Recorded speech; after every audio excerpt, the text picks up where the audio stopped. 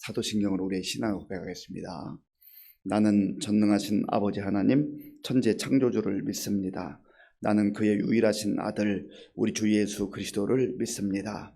그는 성령으로 잉태되어 동정녀 마리아에게서 나시고 본디오 빌라도에게 고난을 받아 십자가에 못 박혀 죽으시고 장사된 지 사흘 만에 죽은 자 가운데서 다시 살아나셨으며 하늘에 오르시어 전능하신 아버지 하나님 우편에 앉아 계시다가 거기로부터 살아있는 자와 죽은 자를 심판하러 오십니다. 나는 성령을 믿으며 거룩한 공교회와 성도의 교제와 죄를 용서받는 것과 몸의 부활과 영생을 믿습니다. 아멘. 하나님께서 오늘 우리에게 주시는 말씀은 로마서 6장입니다. 신약성경 245쪽 로마서 6장을 교독하겠습니다. 그런즉 우리가 무슨 말을 하리요? 은혜를 더하게 하려고 죄에 거하겠느냐? 그럴 수 없느니라. 죄에 대하여 죽은 우리가 어찌 그 가운데 더 살리요? 무릇 그리스도 예수와 합하여 세례를 받은 우리는 그의 죽으심과 합하여 세례를 받은 줄을 알지 못하느냐?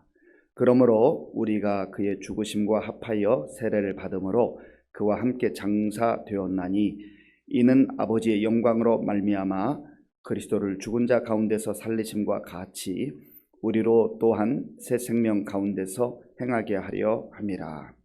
만일 우리가 그의 죽으심과 같은 모양으로 연합한 자가 되었으면 또한 그의 부활과 같은 모양으로 연합한 자도 되리라. 우리가 알거니와 우리의 옛사람이 예수와 함께 십자가에 못 박힌 것은 죄의 몸이 죽어 다시는 우리가 죄에게 종노릇하지 아니하려 함이니 이는 죽은 자가 죄에서 벗어나 의롭다 하심을 얻었음이라. 만일 우리가 그리스도와 함께 죽었으면 또한 그와 함께 살 줄을 믿노니 이는 그리스도께서 죽은 자 가운데서 살아나셨음에 다시 죽지 아니하시고 사망이 다시 그를 주장하지 못할 줄을 알미로라. 그가 죽으심은 죄에 대하여 단번에 죽으심이요 그가 살아 계심은 하나님께 대하여 살아 계심이니 이와 같이 너희도 너희 자신을 죄에 대하여는 죽은 자요 그리스도 예수 안에서 하나님께 대하여는 살아 있는 자로 여길지어다. 그러므로 너희는 죄가 너희 죽을 몸을 지배하지 못하게 하여 몸의 사욕에 순종하지 말고 또한 너희 지체를 불의의 무기로 죄에게 내주지 말고 오직 너희 자신을 죽은 자 가운데서 다시 살아난 자 같이 하나님께 드리며 너희 지체를 의의 무기로 하나님께 드리라. 죄가 너희를 주장하지 못하리니 이는 너희가 법 아래에 있지 아니하고 은혜 아래에 있음이라. 그런즉 어찌하리요? 우리가 법 아래에 있지 아니하고 은혜 아래에 있으니 죄를 지으리요? 그럴 수 없느니라. 너희 자신을 종으로 내주어 누구에게 순종하든지 그 순종함을 받는 자의 종이 되는 줄을 너희가 알지 못하느냐? 혹은 죄의 종으로 사망에 이르고 혹은 순종의 종으로 의에 이르느니라. 하나님께 감사하리로다. 너희가 본래 죄의 종이더니 너희에게 전하여 준 바 교훈의 본을 마음으로 순종하여 죄로부터 해방되어 의에게 종이 되었느니라. 너희 육신이 연약함으로 내가 사람의 예대로 말하노니 전에 너희가 너희 지체를 부정과 불법에 내주어 불법에 이른 것 같이 이제는 너희 지체를 의에게 종으로 내주어 거룩함에 이르라. 너희가 죄의 종이 되었을 때에는 의에 대하여 자유로웠느니라. 너희가 그때 무슨 열매를 얻었느냐? 이제는 너희가 그 일을 부끄러워하나니 이는 그 마지막이 사망임이라. 그러나 이제는 너희가 죄로부터 해방되고 하나님께 종이 되어 거룩함에 이른 열매를 맺었으니 그 마지막은 영생이라. 죄의 삭은 사망이요 하나님의 은사는 그리스도 예수 우리 주 안에 있는 영생이니라. 아멘. 어제 5장에서는 죄의 대표성의 원리와 은혜의 대표성의 원리를 바울이 설명을 했습니다. 한 사람 아담의 범죄로 말미암아 세상에 죄가 들어오고 사망이 왔다 했습니다. 그리고 두 번째 아담으로 이 땅에 오신 예수 그리스도께서 이제는 의의 대표자가 되어서 예수 그리스도 안에 있는 자에게 은혜로 말미암아 영원한 생명을 주셨다 하는 내용입니다. 오늘 좀 더 구체적으로 6장에서는 율법과 은혜에 대해서, 죄와 은혜에 대해서 설명을 합니다. 그리고 그 내용을 세례로 이제 구체적으로 연관시켜서 설명하는 것을 보게 됩니다. 바울은 5장 마지막 부분에서 죄가 더한 곳에 은혜가 더욱 넘쳤다, 그런 표현을 했습니다. 죄가 많은 곳에 은혜가 더 크게 임했다라고 하는 것이, 이거 무슨 말씀입니까? 모두 다 죄인인데 하나님 앞에 완전히 등을 돌리고 죄 가운데 흠뻑 젖어 살던 사람이 은혜의 맛을 보게 된 거예요. 은혜를 받게 된 거예요. 그러면 내가 정말 하나님 앞에 많은 죄를 지었다고 그렇게 느낄수록 하나님의 은혜가 크게 여겨진다는 겁니다. 우리 모두가 다 하나님 앞에 죽을 죄인이지만 죄가 가득하다고, 내가 죄인 중에 죄인이라고 고백을 하고 그걸 깨닫게 되는 순간부터 은혜가 훨씬 더 크게 느껴진다는 겁니다. 그래서 죄가 더한 곳에 은혜가 더욱 크게 임했다, 넘쳤다, 그렇게 고백을 했던 것이죠. 이렇게 말하면 사람들이 오해할 수 있다는 거예요. 죄가 있는 곳에, 죄가 많은 곳에 은혜가 더욱 넘쳤다고? 그러면 내가 그 은혜를 맛보기 위해서 더 깊은 죄의 소굴로 들어가면 되겠네라고 이 얄팍한 지식을 가지고 그렇게 착각을 한다는 겁니다. 그래서 바울이 6장 1절에서는 그것이 아니라는 것을 말하고 쭉 설명을 하는 것이죠. 자, 1절을 제가 읽어보겠습니다. 그런즉 우리가 무슨 말을 하리요? 은혜를 더하게 하려고 죄에 거하겠느냐? 은혜를 더하게 하려고 죄에 거하겠느냐? 그러니까 하나님의 말씀, 은혜의 말씀을 설명하는 것, 은혜가 넘쳤다고 하는 것을 대비적으로 설명해서 죄가 더한 곳에 은혜가 넘쳤다는 것을 오해해서 죄의 소굴로 들어가지 않아야 한다는 것을 말합니다. 그럴 수 없다는 것이죠. 이제는 우리가 죄에 대해서는 철저하게 차단하고 죄에 대해서는 죽은 자로 여겨야 한다라고 하는 것입니다. 그러면서 이제 예수 그리스도 안에서 은혜 가운데 산다는 것이 무엇인가라고 하는 것을 구체적으로 설명합니다. 자, 우리 3절 말씀, 4절 말씀, 3절과 4절을 함께 읽겠습니다. 무릇 그리스도 예수와 합하여 세례를 받은 우리는 그의 죽으심과 합하여 세례를 받은 줄을 알지 못하느냐? 그러므로 우리가 그의 죽으심과 합하여 세례를 받음으로 그와 함께 장사되었나니 이는 아버지의 영광으로 말미암아 그리스도를 죽은 자 가운데서 살리심과 같이 우리로 또한 새 생명 가운데서 행하게 하려 함이라. 아멘. 2절에서는 우리는 죄에 대해서 죽었다. 그러니까 이제 죄와 짝하여서는 안 된다는 겁니다. 죄를 미워하고 죄를 싫어하고 죄를 가까이 해서는 안 된다는 거죠. 왜 그렇습니까? 죄에 대해서 죽은 자가 되었기 때문에 그래요. 은혜 가운데 산다고 하는 말은 많은 죄악 가운데 우리가 거하다가 이제는 하나님의 은혜로 구원받은 자가 되었다는 거예요. 그래서 그 구원, 은혜를 설명하는데 세례를 가지고 설명을 해요. 3절 초반에 보면 무릇 그리스도 예수와 합하여 세례를 받았다. 연합한 자가 됐다는 거예요. 우리가 은혜 안에 산다는 것은 예수님과 연합한 자가 되었다는 거예요.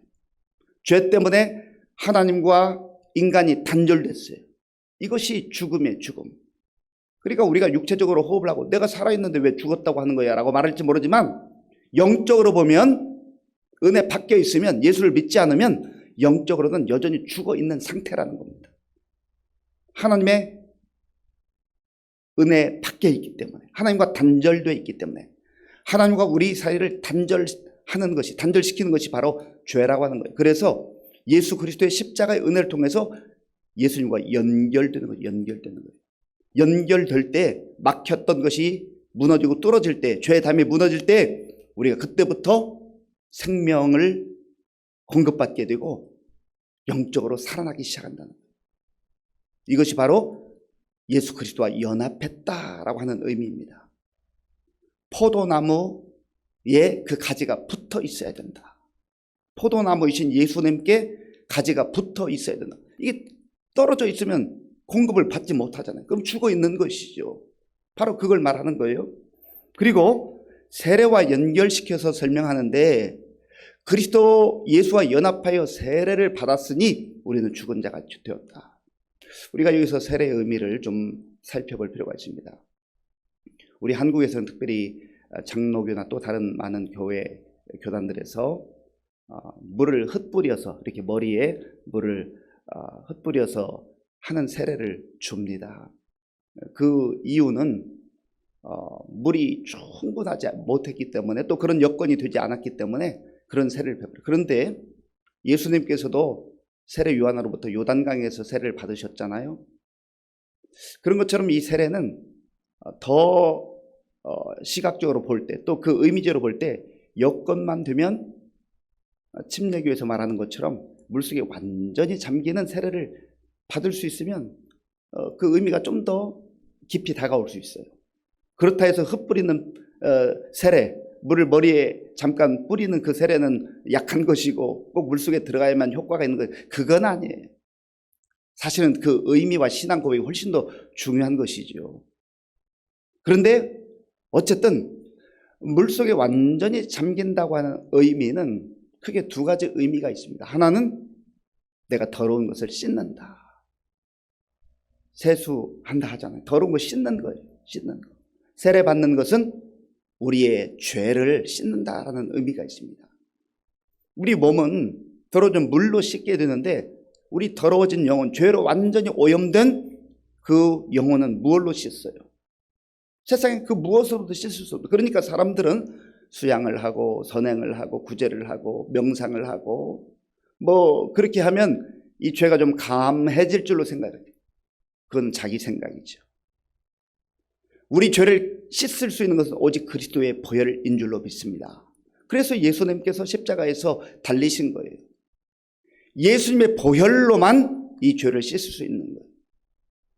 우리가 세례를 받는 이유가 무엇입니까? 주님께서 십자가에서 내 죄를 위해서 달리셨고 그 피를 흘려주셨다는 것을 믿기 때문에 세례를 받는 것 아니겠어요? 그 신앙 고백이 없으면 아무리 물속에 잠겼다 나와도 무슨 의미가 있겠어요? 그 신앙 고백이 전제가 되어야 하는 것이죠.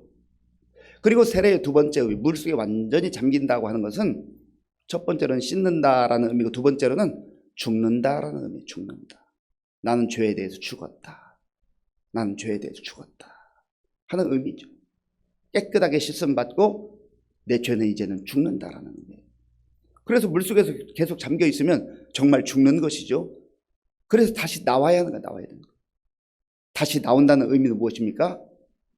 내 육체적 자아, 나의 육체적 삶, 나의 옛 사람의 삶은 완전히 죽었고 깨끗하게 씻음 받고 이제는 새로운 삶으로 부활의 소망 가운데 산다라고 하는 것을 의미하는 거예요. 자, 3절과 4절 중요한 말씀인데 제가 한 번 더 읽겠습니다. 3절 4절입니다. 무릇 그리스도 예수와 합하여 세례를 받은 우리는 그의 죽으심과 합하여 세례를 받은 줄을 알지 못하느냐. 그러므로 우리가 그의 죽으심과 합하여 세례를 받음으로 그와 함께 장사되었나니, 죽었다는 말이죠. 이는 아버지의 영광으로 말미암아 그리스도를 죽은 자 가운데서 살리심과 같이 우리로 또한 새 생명 가운데서 행하게 하려 함이라. 아멘. 죽으심과 살리심. 그러니까 세례는 예수님의 십자가의 죽으심과 부활의 영광, 부활의 소망을 말하는 거예요. 우리가 세례를 받는 것은 단순히 공중 앞에서, 교회 앞에서, 하나님과 성도들 앞에서 내가 예수님을 구주로 영접합니다. 이제는 나는 죄된 모든 옛 습관을 버리고 하나님 앞에 새롭게 살겠습니다. 우리가 입술로 고백하는 것이지만 그러나 그 영이 새로워지는 거예요. 그래서 바울은 갈라디아서 2장 20절에서 내가 그리스도와 함께 십자가에 못 박혔나니, 내가 그리스도와 함께 십자가에 못 박혔나니, 죽었다는 의미죠. 세례의 의미가 여기에 담겨져 있는 것이죠. 그런데 그 고백만 있는 게 아니에요. 십자가에 내가 못 박혔다, 내가 죽었다, 그 고백만 있으면 무슨 의미가 있겠어요? 그런데 이제 내가 사는 것은 나를 사랑하사 나를 위하여 자기 몸을 버리신 하나님의 아들 그리스도 예수를 믿는 믿음 안에서 사는 것이라. 부활의 삶을 사는 것이죠. 부활의 소망 가운데 사는 것을 이 세례를 통하여서 설명하고 있는 거예요. 이것을 일컬어서 은혜의 삶이다. 또 다른 말로 말하면 그리스도와 연합한 삶이다. 그리고 고린도후서 5장 17절에서 바울이 표현하는 그런즉 누구든지 그리스도 안에 있으면 새로운 피조물이라. 새로운 피조물로서의 삶이에요. 이전 것은 지나갔으니 보라 새 것이 되었다다.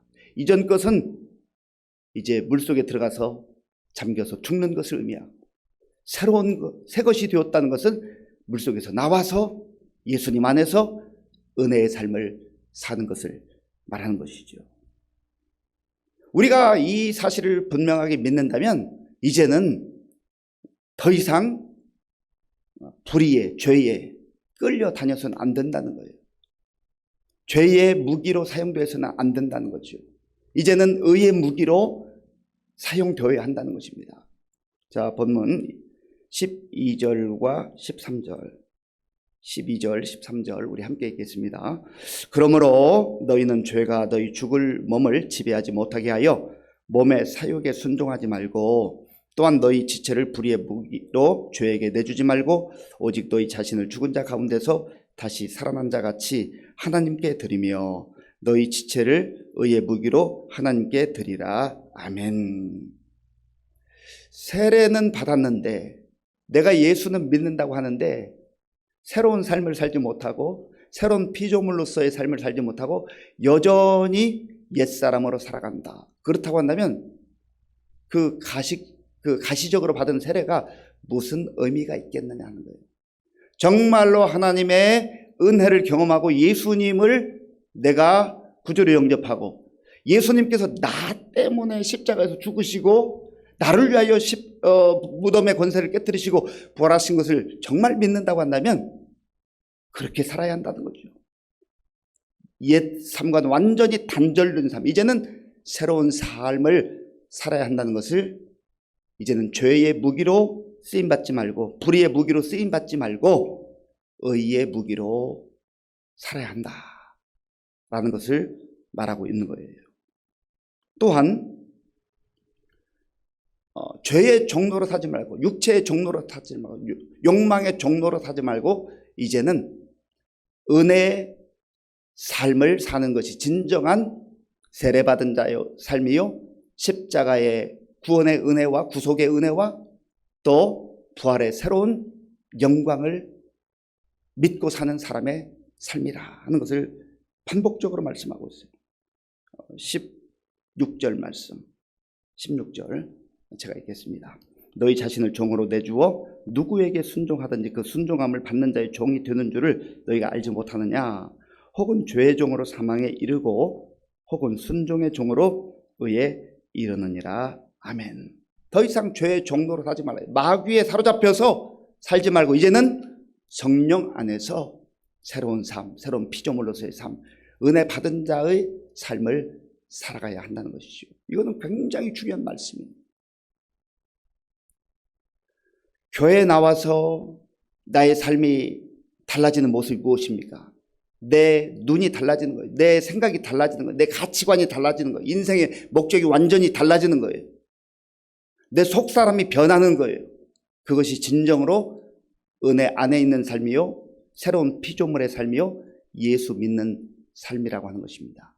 그런데 너무나 많은 경우에 지금도 겉모양으로는 세례를 받았는데, 겉모양으로는 교회를 다니는데 이러한 은혜에 대한 감격도 없이, 은혜에 대한 확신도 없이 여전히 옛사람의 삶을 살아가고 있는 사람들이 많이 있다고 하는 거예요. 그런 면에서 우리가 다시 한번 이 말씀을 통해서 바울이 고백하는 은혜의 삶을 내가 누리고 있는가, 살아가고 있는가, 그 삶이 가장 영광스러운 삶이요, 그 삶이 가장 복된 삶이요, 그 삶이 가장 값진 삶이라는 것을 계속해서 강조하고 있습니다. 그래서 바울은 이러한 삶을 일컬어서 거룩한 삶이라, 구별된 삶이라 말해요. 자, 본문 19절 말씀, 19절 제가 읽겠습니다. 너희 육신이 연약함으로 내가 사람의 예대로 말하노니 전에 너희가 너희 지체를 부정과 불법에 내주어 불법에 이른 것 같이 이제는 너희 지체를 의에게 종으로 내주어 거룩함에 이르라. 전에는 이제는, 전에는 이제는, 예수 믿기 전에는, 세례 받기 전에는, 교회 다니기 전에는 죄와 짝하에 살고 부정과 불법 가운데 은혜와 관계없는 삶을 살았지만 이제는 예수님 안에서 새로운 피조물로서 은혜 안에서 거룩한 열매를 맺고 거룩하게 살아가라 하는 것이죠.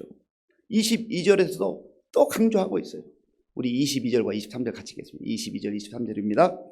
그러나 이제는 너희가 죄로부터 해방되고 하나님께 종이 되어 거룩함에 이르는 열매를 맺었으니 그 마지막은 영생이라. 죄의 삭은 사망이요 하나님의 은사는 그리스도 예수 우리 주 안에 있는 영생이니라. 아멘. 본문에 보면 전에는, 이제는 이런 표현이 많이 나와요. 22절 초반부에도 보면 그러나 이제는 죄에서 해방된 가운데 죄와 짝하지 말고 죄와 완전히 단절하고 은혜 안의 삶으로, 예수 그리스도 안의 삶으로 거룩함의 열매를 맺으라. 그리고 그 열매의 최종 결과는 영생이라 말씀합니다. 죄의 삭은 사망이요 그리스도 하나님의 은사는 그리스도 예수 우리 주 안에 있는 영생이라. 영원한 생명이 약속되어 있고 영원한 생명이 보장되어 있기 때문에 이제는 더 이상 죄 안에 죄와 짝하에 살지 말고 정말 예수님께서 우리를 위해서 십자가에 달리시고 또 부활하심으로 새로운 영원한 삶을 보여주신 그 은혜 가운데 살아라 하는 것을 말씀하고 있는 거예요. 우리가 예수 믿는다는 게 이런 의미가 있어요. 이 말씀을 꼭 기억하시고 또 간직하셔서 세상 속에 살아가고 있으나 거룩한 삶, 구별된 삶, 하나님이 기뻐하는 삶, 예수 그리스도 안에서 새로운 삶을 살아갈 수 있는 저와 여러분들이 될 수 있기를 바랍니다. 아버지 하나님 감사합니다. 죄로 인하여 이 땅에 고통이 왔고 사망이 왔고 하나님의 진노와 심판에 놓여졌습니다. 그런데 예수님께서 우리를 위해서 십자가에 달리심으로 우리의 죄 문제를 해결해 주셨고 또 부활하심으로 영원한 생명을 우리에게 선물로 은혜로 주셨습니다. 우리가 이러한 은혜를 깊이 알게 하시고 깨닫게 하시고 이제는 더 이상 죄 가운데 나아가지 않게 하시고 은혜 안에서 거룩함을 누리게 하시고 거룩한 열매를 맺으며 살아갈 수 있도록 도와주시옵소서. 예수님의 이름으로 기도하옵나이다. 아멘. 주기도문으로 예배를 마치겠습니다. 하늘에 계신 우리 아버지, 아버지의 이름을 거룩하게 하시며 아버지의 나라가 오게 하시며 아버지의 뜻이 하늘에서와 같이 땅에서도 이루어지게 하소서. 오늘 우리에게 일용할 양식을 주시고 우리가 우리에게 잘못한 사람을 용서하여 준 것 같이 우리 죄를 용서하여 주시고 우리를 시험에 빠지지 않게 하시고 악에서 구하소서. 나라와 권능과 영광이 영원히 아버지의 것입니다. 아멘. 오늘 우리에게 주신 말씀, 복음의 핵심을 말씀하고 있습니다.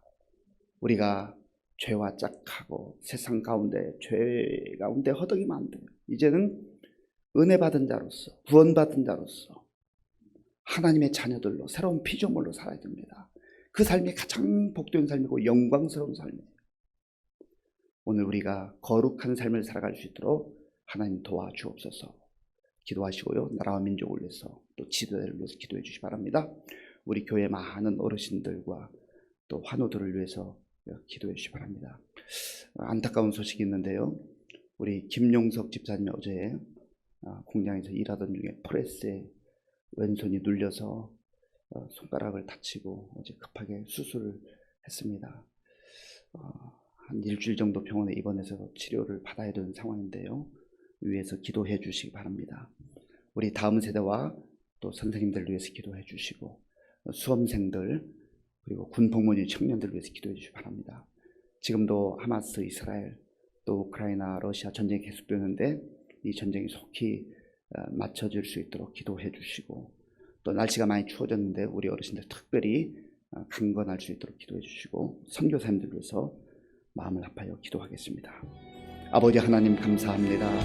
하나님께서 은혜를 베풀어 주셔서 지난 밤도 편하게 쉬게 하시고 또 우리에게 새로운 날을 주셔서 감사합니다. 하나님 아버지여, 우리가 은혜 안에 사는 인생인 것을 다시 한번 분명하게 고백하며 확신하며 새로운 삶을 살아갈 수 있도록 인도하여 주시옵소서. 죄가 더한 곳에 은혜가 더욱 넘쳤다고 했는데 아버지 하나님, 우리가 이 은혜를 깨달을수록 죄와 멀리하게 하시고 죄와 짝하지 않게 하시고 주님 안에서 성령님의 인도함을 따라서 아버지 의의 병기로 의의 무기로 살아가게 하시고 의에 순종하며 의에 종목하며 이제는 하나님 안에서 정말 거룩한 삶을 살아갈 수 있도록 도와주시기를 원합니다. 하나님 아버지여, 우리가 물세례 받은 것으로 만족하지 않고 성령 안에서 이제는 저 완전히 단정하고 세상 속에 살아가나 하나님이 원하시는 하나님의 자녀로서 거룩한 백성으로 살아갈 수 있도록 주님 도와주시고 역사하여 주옵소서. 하나님, 그리하여서 우리의 삶을 통하여서 예수 믿는 것이 무엇인지, 예수 믿는 삶이 어떤 삶인지를 또 증거하며 살아갈 수 있도록 주님 도와주시고 역사해 주시기를 원합니다.